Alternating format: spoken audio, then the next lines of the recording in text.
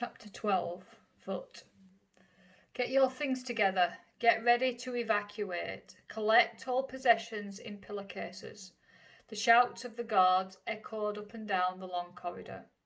I stood in the centre of my cell in a frenzy of excitement. Evacuate? Then something was happening. We were leaving the prison. The counter-invasion must have begun. I snatched the pillowcase from the little wad of straw I had stuffed into it. What riches this coarse bit of muslin had been in the 2 weeks since it had been provided. A shield for my head from the scratch and smell of the bedding. It almost didn't matter that the promised sheets had never arrived. With trembling hands I dropped my few belongings into it. The blue sweater, the pyjamas, covered now back at the front with embroidery figures. Toothbrush, comb, a few remaining crackers wrapped in toilet paper. My Bible was in its pouch on my back, where it remained except when I was reading it. I put on my coat and hat and stood at the iron door, clutching the pillowcase in both hands. It was still early morning. The tin breakfast plate had not yet been removed from the shelf in the door. Getting ready had taken no time at all. An hour passed. I sat on the cot. 2 hours. 3. It was warm in the cell this late June day, so I took off my hat and coat and folded them next to me on the cot. More time passed. I kept my eyes on the ant hole, hoping for a last visit from my small friends, but they did not appear. Probably I had frightened them by my early dashing about. I reached into the pillowcase, took one of the crackers and crumbled it about the little crack. No ants. They were staying safely hidden. And suddenly I realised that this too was a message, a last wordless communication among neighbours. For I too had a hiding place when things were bad. Jesus was this place, the rock cleft for me. I pressed a finger to the tiny crevice. The afternoon sun appeared on the wall and moved slowly across the cell. And then all at once there was a clanging out in the corridor. Doors scraped, bolts banged. Out! Schnell! All out! No talking. I snatched up my hat and coat. My door screeched open. Form ranks of 5. The guard was already at the next cell. I stepped out into the hall. It was jammed from wall to wall. I had never dreamed so many women occupied this corridor. We exchanged looks. Invasion. We mouthed silently, the soundless words sweeping through the massed women like an electrical charge. Surely the invasion of Holland had begun. Why else would they be emptying the prison? Where would we be taken? Where were we headed? Not into Germany. Dear Jesus, not Germany. The command was given and we shuffled forward down the chill halls, each carrying a pillowcase with their belongings forming a little bulge at the bottom. At last we emerged into the wide country yard inside the front gate of the prison, and another long wait began. But this wait was pleasant with the late afternoon sun on our backs. Far to the right I could see the columns of the men's section, but crane my neck though I would, I could not see Betsy anywhere. At last the huge gate swung in and a convoy of grey transport buses drove through. I was herded aboard the third one. The seats had been removed and the windows painted over. The bus lurched dreadfully as it started up, but we were standing too close together to fall. When the bus grounded to a stop, we were at a freight yard somewhere on the outskirts of the city. Again we were formed into ranks. The guards' voices were tense and shrill. We had to keep our heads facing forward, eyes front. Behind us we could hear buses arriving, then lumbering away again. It was still light, but I knew by the ache in my stomach that it was long past supper time. And then, ahead and to the left of me, in the newest group of arriving prisoners, I spotted a chestnut bun. Betsy! Somehow, some way I was going to get to her. Now, instead of wanting the day to end, I prayed that we stayed where we were till dark. Slowly the long June day faded, thunder rumbled and a few drops of rain fell. At last a long row of unlit coaches rolled slowly over the tracks in front of us. They banged to a stop, rolled forward a little farther, then stopped again. After a while they began backing. For an hour or more the train switched back and forth. By the time the order came to board it was pitch dark. The ranks of prisoners surged forward. Behind us the guards shouted and cursed. Obviously they were nervous at transporting so many prisoners at one time. I wriggled and shoved to the left. Elbows and shoulders were in my way, but I squirmed past. At the very steps of the train, I reached out and seized Betsy's hand. Together we climbed onto the train, together found seats in a crowded compartment, together wept tears of gratitude. The 4 months in Schveningen had been our first separation in 53 years. It seemed to me that I could bear whatever happened with Betsy beside me. More hours passed as a loaded train sat on the siding. For us they flew, there was so much to share. Betsy told me about each of her cellmates, and I told her about mine and the little hall into which they scrambled at any emergency. As always, Betsy had given to others everything she had. The Bible that Nolly had smuggled to her she had torn up and passed around book by book. It must have been 2 or 3 in the morning that the train at last began to move. We pressed our faces to the glass, but no light showed and clouds covered the moon. The thought upmost in every mind was, is it Germany? At one point we made out a tower that Betsy was sure was the cathedral at Delft. An hour or more later the clack of the train changed pitch. We were crossing a trestle, but a very long one. As the minutes passed and still we had not reached the other side, Betsy and I exchanged looks. The Moorstreek Bridge. Then we were headed south, not east into Germany, but south to Brabant. For the second time that night we wept tears of joy. I leaned my head back against the wooden slats of the seat and shut my eyes, reliving another train trip to Brabant. Mamma's hand had gripped Father's then as the train swayed. Then too it was June, the June of the first sermon, of the garden at the back of the manse, of Carol. I must have fallen asleep back in that other June, for when I opened my eyes the train had stopped. Voices were shouting at us to move. Schneller! Aber schneller! An eerie glare lit the windows. Betsy and I stumbled after the others along the aisle and down the iron steps. We seemed to have stopped in the middle of a wood. Floodlights mounted in trees lit a broad, rough-cleared path lined by soldiers with levelled guns. Spurred by the shouts of the guards, Betsy and I started up the path between the gun barrels. Schneller! Close ranks! Keep up! 5 abreast! Betsy's breath was coming short and hard, and still they yelled at us to go faster. It had rained hard here, for there were deep puddles in the path. Ahead of us a white-haired woman stepped to the side to avoid one. A soldier struck her in the back with a gun butt. I took Betsy's pillowcase along with mine, hooked my arm through hers and hauled her along beside me. The nightmare march lasted a mile or more. At last we came to a barbed wire fence surrounding a row of wooden barracks. There were no beds in the one we entered, only long tables with backless benches pulled up to them. Betsy and I collapsed onto one of these. Under my arm I could feel the irregular flutter of her heart. We fell into an exhausted sleep, our heads on the table. The sun was streaming through the barrack windows when we woke up. We were hungry and thirsty. We had nothing to eat or drink since the early meal at Schveningen the morning before. But all that day no guard or any official person appeared inside the barracks. At last, when the sun was low in the sky, a prisoner crew arrived with a great vat of some thick, steamy substance that was gobbled ravenously. And so began our stay in this place that we learned was named Vught after the nearest small village. Unlike Schveningen, which had been a regular Dutch prison, Vught had been constructed by the occupation, especially as a concentration camp for political prisoners. We were not yet in the camp proper, but in a kind of quarantine compound outside. Our biggest problem was idleness, wedged together as we were around the long rows of tables with nothing to do. We were guarded by the same young women who had patrolled the corridors at Schveningen. They had been adequate enough as long as we were behind locked doors. Here they seemed at a loss. Their only technique for maintaining discipline was to shriek obscenities and hand out punishments to all alike. Half rations for the entire barracks, an extra roll call at rigid attention, a ban on talking for 24 hours.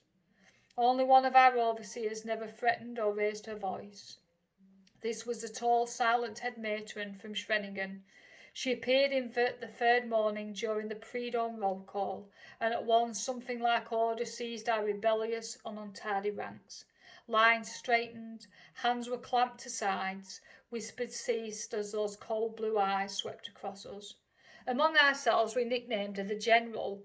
During one long roll call, a pregnant woman at our table slumped to the floor, striking her head against the edge of the bench. The General did not so much as pause in her expressionless reading of names. We had been in this outer camp for almost 2 weeks when Betsy and I, along with a dozen others, were called out by name during morning roll call. When the rest had been dismissed, the General distributed typewritten forms among us and instructed us to present them at the administration barracks at 9 a.m. A worker on the food crew, a long-term prisoner from the main camp, smiled encouragingly as he ladled out our breakfast. "You're free," he whispered. "Those pink forms mean release." Betsy and I stared disbelievingly at the sheets of paper in our hands. Free? Free to leave? Free to go home? Others crowded around, congratulating us and embracing us. The women from Betsy's cell at Schveningen wept unabashedly. How cruel to have to leave all these behind. "Surely the war will be over very soon," we told them. We emptied our pillowcases, passing out our few belongings amongst those who had to stay. Long before 9 we were standing in the big wooden room of administration. At last we were summoned to an inner office where our forms were examined, stamped and handed over to a guard.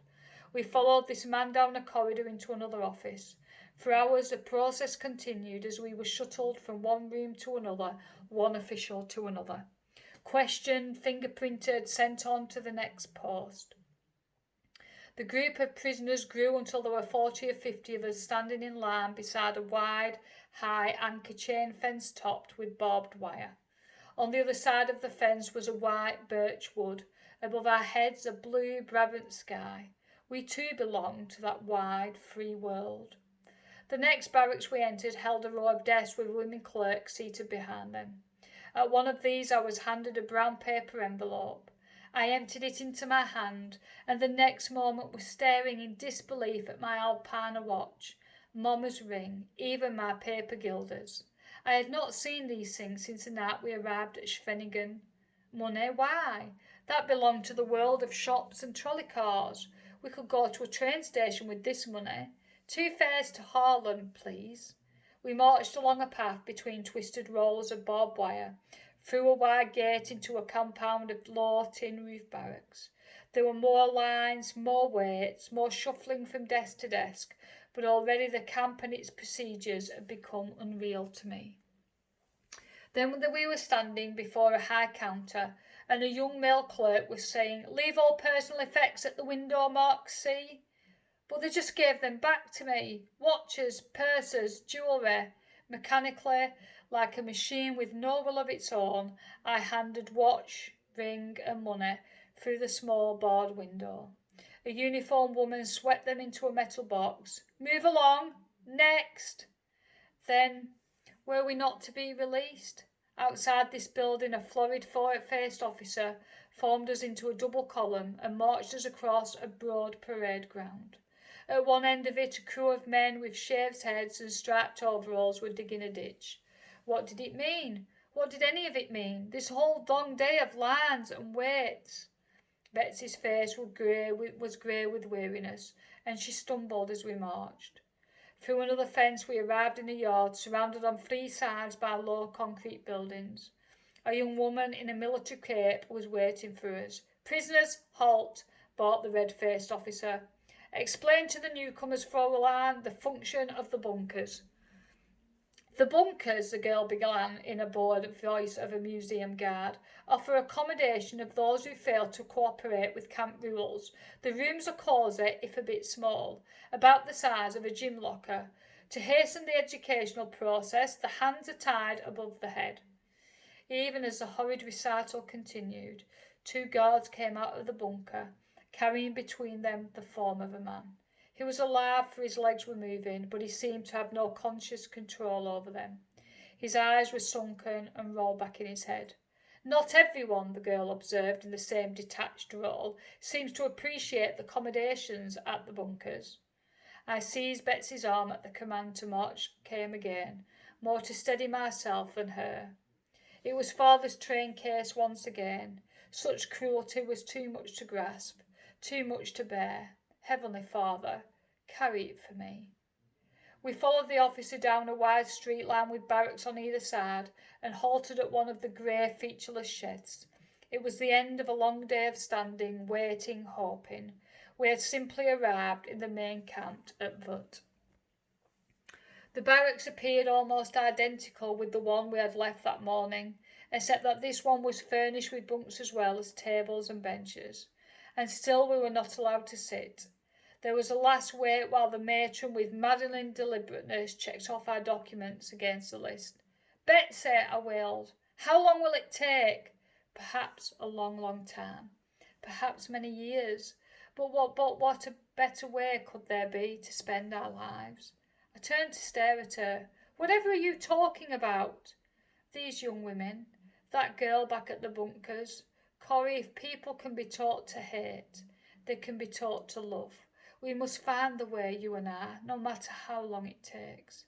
She went on, almost forgetting in her excitement to keep her voice to a whisper, while I slowly took in the fact that she was talking about our guards.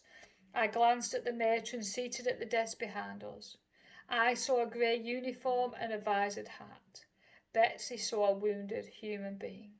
And I wondered, not for the first time, what sort of a person she was, this sister of mine.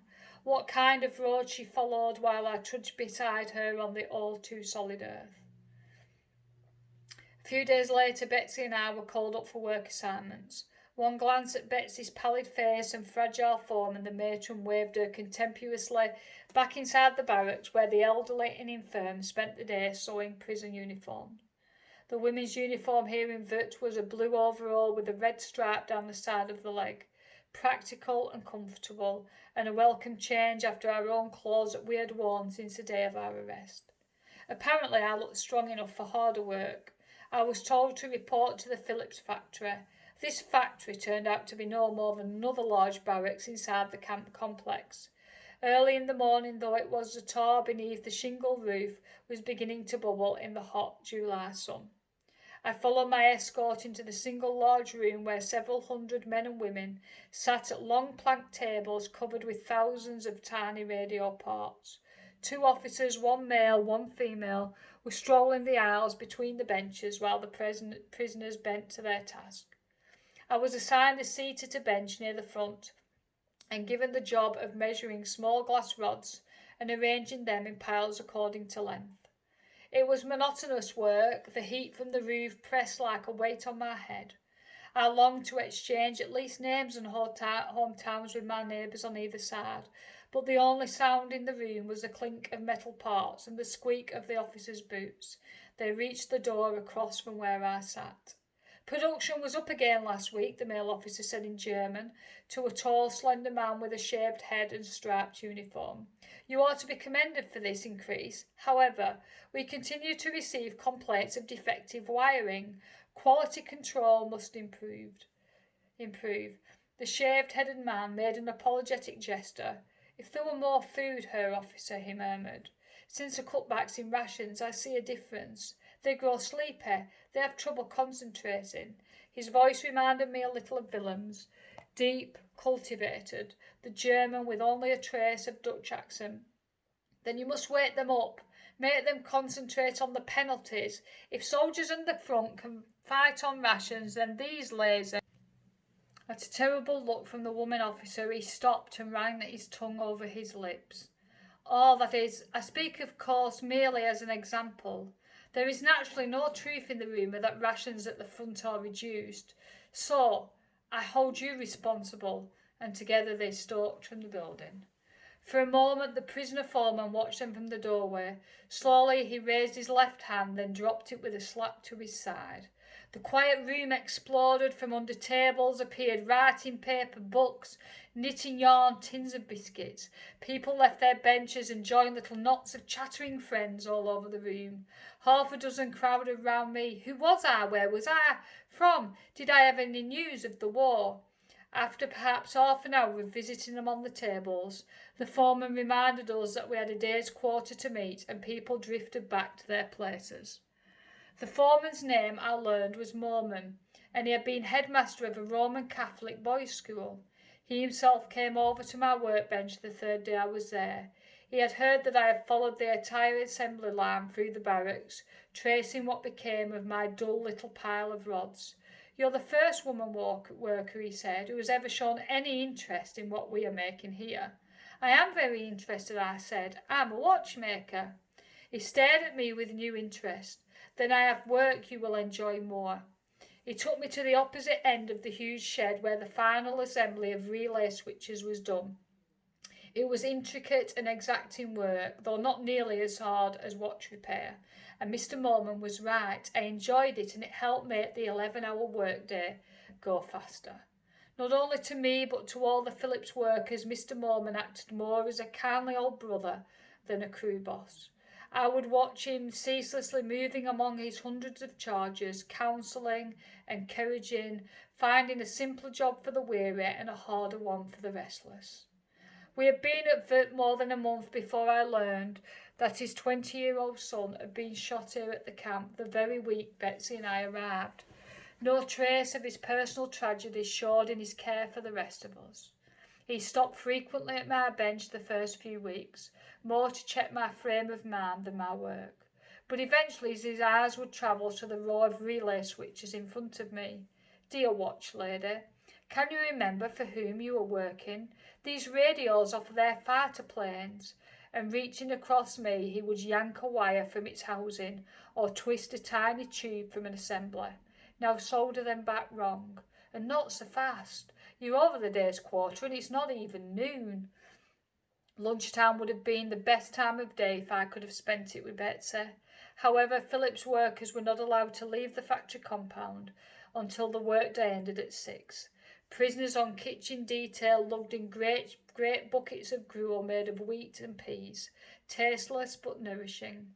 Apparently there had been a cutback in rations recently. Still, the food was better and more plentiful than at Schwenningen, where there had been no noonday meal at all. After eating, we were free for a blessed half hour to stroll around within the Phillips compound in the fresh air and the glorious Brabant sun. Most days I found a spot along the fence and stretched out on the warm ground to sleep. The day started with roll call at 5 a.m. Sweet summer smells came in the breezes from the farms around the camp. Sometimes I would dream that Carol and I were walking hand in hand along a country lane. At 6 in the evening there was another roll call, then we marched back to our various sleeping barracks. Betsy always stood in the doorway of ours waiting for me. Each evening it was as though a week had passed. There was so much to tell one another. That Belgian boy and girl at the bench next to mine, this knew they became engaged. Mrs. Hermer, whose granddaughter was taken to Germany, today she let me pray with her. One day Betsy's news touched us directly. A lady from Ermlaw was transferred to the sewing detail today.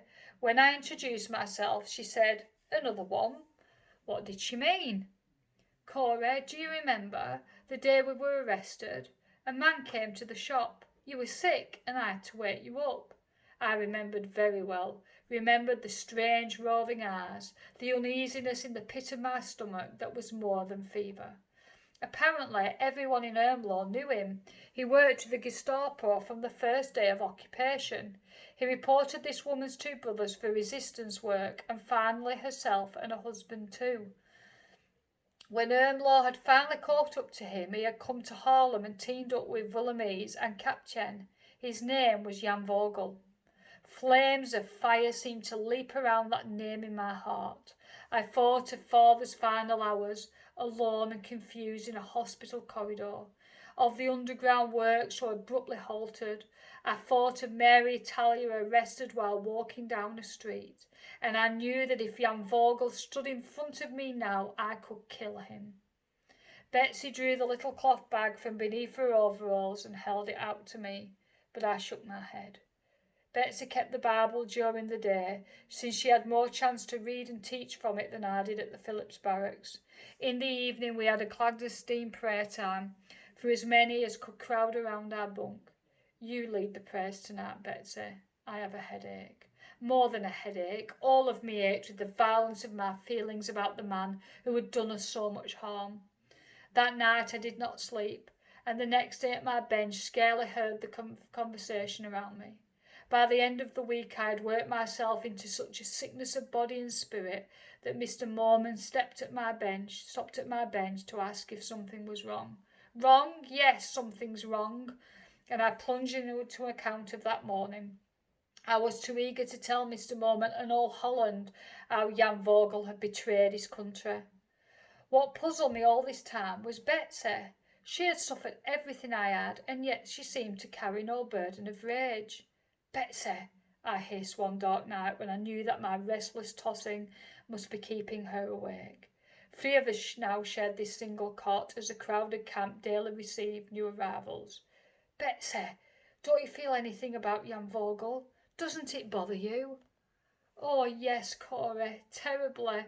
I've felt for him ever since I knew, and pray for him whenever his name comes into my mind. How dreadfully he must be suffering. For a long time I lay silent in the huge shadowy barracks, less restless with the sighs and snores and stirrings of hundreds of women. Once again I had the feeling that this sister with whom I had spent all my life belonged somehow to another order of things. Wasn't she telling me in a gentle way that I was as guilty as Jan Vogel? Didn't he and I stand together before an all-seeing God, convicted of the same sin of murder? For I had murdered him with my heart and with my tongue. Lord Jesus, I whispered into the lumpy ticking of the bed, I forgive Jan Vogel, as I pray that you will forgive me.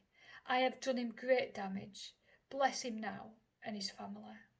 That night, for the first time since our betrayer had a name, I slept deep and dreamlessly until the whistle summoned us to morning call.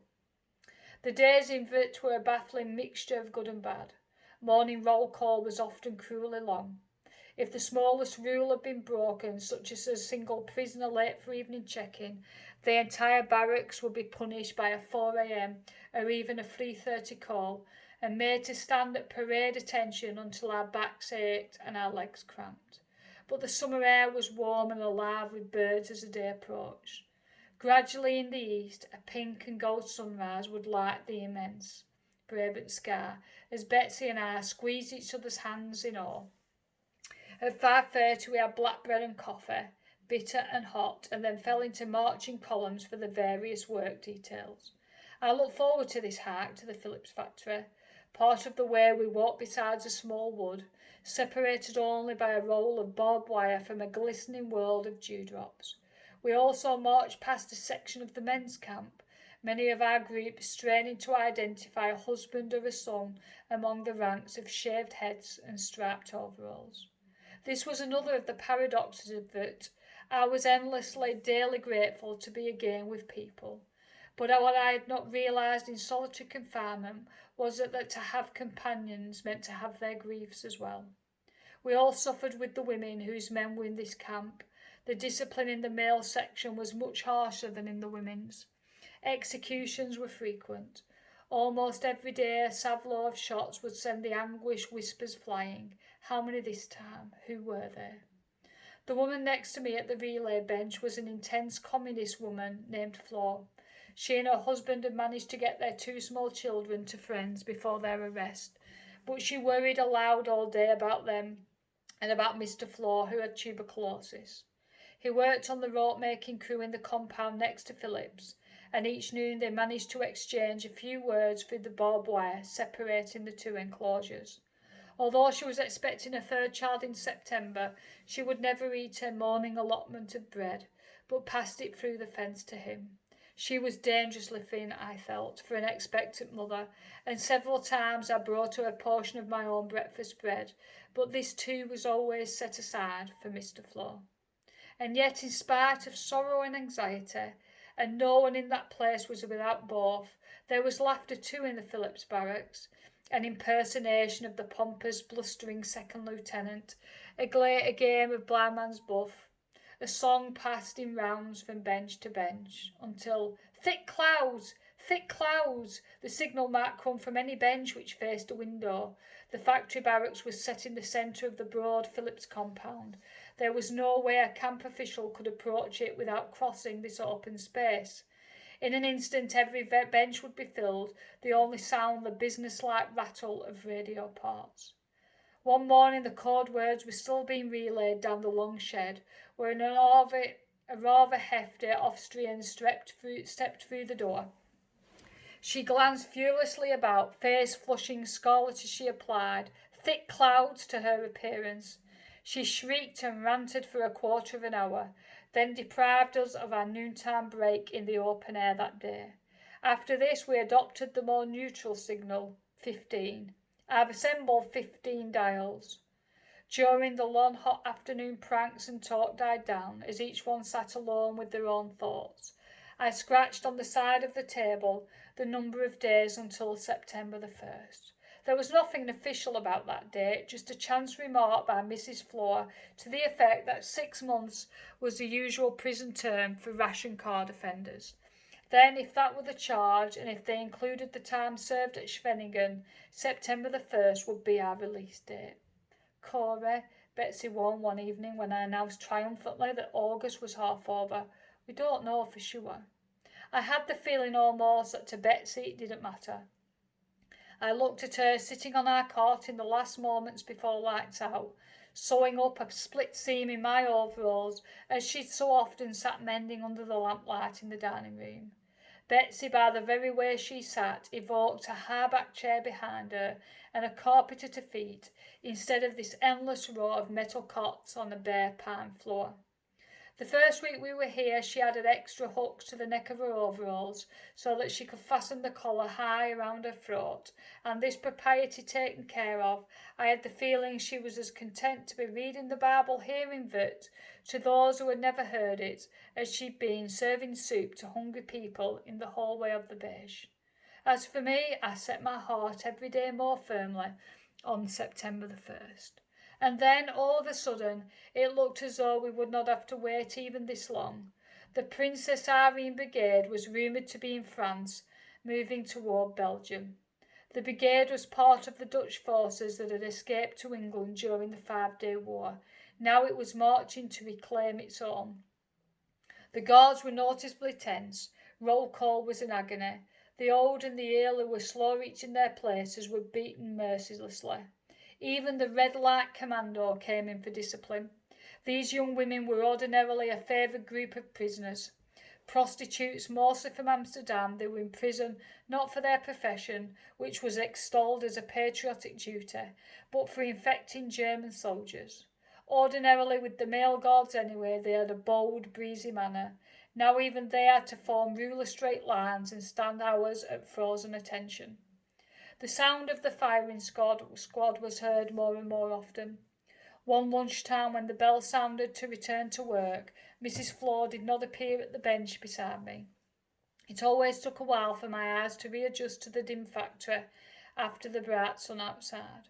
It was only gradually that I saw the hunk of black bread still resting at her place on the bench. There had been no husband to deliver it to.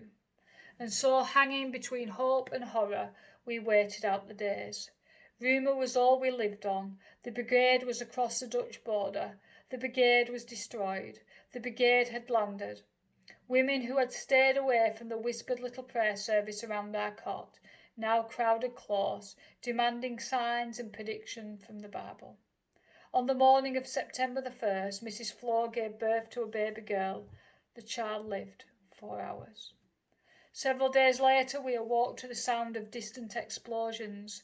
Long before the roll call, whilst the entire barracks was up and milling about in the dark between the cots. Was it bombs, artillery fire? Surely the brigade had reached Brabant. This very day they might be in Vurt. The scowls and the threats of the guards when they arrived daunted us not at all. Everyone's mind had turned homeward. Everyone talked of what she would do first. The plants will all be dead, said Betsy, but we'll get some cuttings from Nolly. We'll wash the windows so the sun can come in. At the Phillips factory, Mr. Mormon tried to calm us. Those aren't bombs, he said, and certainly not guns. That's demolition work. Germans. They're probably blowing up bridges. It means they expect an attack, but not that it's here. It might not come for weeks. This dampened us a bit, but as the blast came closer and closer, nothing could keep down hope. Now they were so near they hurt our ears. "Drop your lower jaw," Mr. Mormon called down the long room. "Keep your mouths open and it will save your eardrums." We had our midday meal inside with the doors and windows closed. We'd been working again for an hour, or sitting at our benches. No one could work, when the order came to return to dormitories. With sudden urgency, women embraced husbands and sweethearts who worked beside them at Phillips. Betsy was waiting for me outside our barracks. "Corey, has the brigade come? Are we free?" "No, not yet." "I don't know." "Oh, Betsy, why am I so frightened?" The loudspeaker in the men's camp was sounding the signal for roll call. No order was given here, and we drifted about aimlessly, listening we scarcely knew for what. Names were being read through the men's speaker that is far away to make them out, and suddenly an insane fear gripped the waiting women. A death-like silence now hung over both sides of the vast camp. The loudspeaker had fallen silent. We exchanged wordless looks. We almost feared to breathe. Then rifle fire split the sky. Around us women began to weep. A second volley. A third. For 2 hours the executions went on. Someone counted. More than 700 male prisoners were killed that day.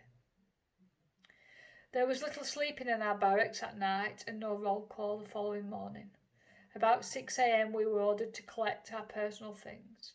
Betsy and I put our belongings into the pillowcases we had brought from Schveningen. Toothbrushes, needle and thread, a small bottle of Daviton oil that had come in a Red Cross package, Nolly's blue sweater, which was the only thing we had brought with us when we left the quarantine camp 10 weeks before. I transferred the Bible in its bag from Betsy's back to my own.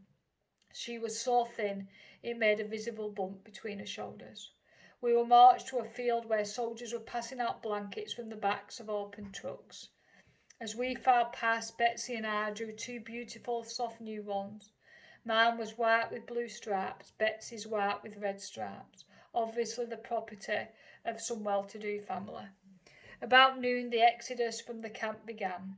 Through the drab streets of barracks we went, past the bunkers, through the maze of barbed wire compound and enclosures, and at last onto the rough dirt through the woods, down which we had stumbled that rainy night in June. Betsy hung hard to my arm. She was labouring for breath, as she always did when she had to walk any distance. "March! Schnell! Double time!" I slipped my arm beneath Betsy's shoulders and half carried her the final quarter of a mile. At last the path ended and we lined up facing the single track, over 1,000 women standing toe to heel. Farther along the men's section we were also at the siding. It was impossible to identify individuals among the shaven heads glistening in the autumn sun. At first I thought our train had not come. Then I realised that these freight cars standing on the tracks were for us. Already the men were being prodded aboard, clambering up over the high sides. We could not see the engine, just this row of small, high-wheeled European boxcars stretching out of sight in both directions. Machine guns mounted at intervals on the roof. Soldiers were approaching along the track, pausing at each car to haul open the heavy sliding door. In front of us, a gaping black interior appeared. Women began to press forward. Clutching our blankets and pillowcases, we were swept along with the others. Betsy's chest was still heaving oddly after the rapid march. I had to boost her over the side of the train. At first I could make out nothing in the dark car. Then in a corner I saw a tall, uneven shape. It was a stack of bread. Another long journey then. The small car was getting crowded. We were shoved against a black back wall. 30 or 40 people were all that could fit in. And still the soldiers drove women over the side, cursing and jabbing with their guns. Shriek rose from the centre of the car, but still the press increased. It was only when 80 women were packed inside that the door thumped shut, and we heard iron bolts driven into place. Women were sobbing and many fainted, although in the tight wedged crowd they remained upright. Just when it seemed certain that those in the middle must suffocate or be trampled to death, we worked out a kind of system whereby half sitting, half lying with our legs wedged around one another, like members of a sledding team, we were able to get down on the floor of the car. Do you know what I'm thankful for? Betty's gentle voice startled me in the squirming madhouse. I am thankful that Father is in heaven today. Father, yes, oh Father, how could I have wept for you? The warm sun beat down on the motionless train. The temperature in the packed car rose and the air grew foul. Beside me, someone was tugging at a nail in the ancient wood of the wall. At last it came free. With the point she set to work gouging the hole wider. Others around the sides took up the idea and in a wild, blessed widths of outside air began to circle. It was hours before the train gave a sudden lurch and began to move. Almost at once it stopped again, then again crawled forward. The rest of the day and into the night it was the same, stopping, starting, slamming, jerking. Once when it was my turn at the air hole, I saw in the moonlight trainmen carrying a length of twisted rail. Tracks ahead must be destroyed. I passed the news. Maybe they would not be able to repair them. Maybe we'd still be in Holland when liberation came. Betsy's forehead was hot to my hand. The red light girl between whose legs I was wedged squeezed herself into an even tighter crouch so that Betsy could lie almost flat across my lap. I dozed too from time to time, my head on the shoulder of the friendly girl behind us. Once I dreamed it was storming. I could hear the hailstones on Tanty Ann's front windows. I opened my eyes. It really was hailstorming. I could hear it rattling against the side of the car. Everyone was awake now and talking. Another storm of hail, and then we heard a burst of machine gun fire from the roof of the train. "It's bullets!" someone shouted. "They're attacking the train!" Again we heard that sound like tiny stones striking the wall. And again the machine guns answered. Had the brigade reached us at last? The firing died away. For an hour the train sat motionless. Then slowly we crawled forward.